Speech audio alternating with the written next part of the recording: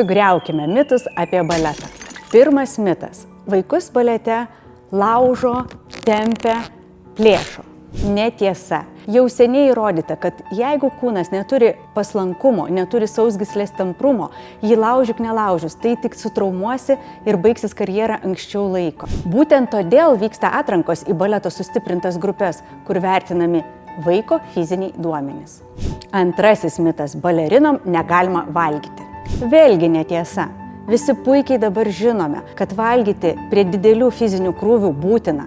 Skirtumas tik tas, kad maistas turi būti sveikas ir suteikiantis energijos, o ne tuščias. Trečiasis mitas. Kruvinos pėdos tai baleto kasdienybė. Taip, nutrinimų vis tik tais būna, bet tai tikrai ne kasdienybė ir tikrai ne visiems. Be to, jau yra išrasta įvairiausių paminkštinimų, apsaugų, visą tai galima naudoti. Ketvirtasis mitas.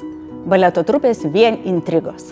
Iš tiesų, intrigų gali būti visur, nuo darželio, mokyklų iki mūsų darboviečių ar meno kolektyvų. Bet šiais laikais visi supranta, kad gera trupė, sėkminga trupė turi būti vieninga ir labai geros emocinės būsenos. Tik tada įmanoma sėkmė scenoje. Išvada paprasta. Baletas šiandien profesionalumas, pagarba kūnui ir komandinis darbas, o ne mitai iš praeities.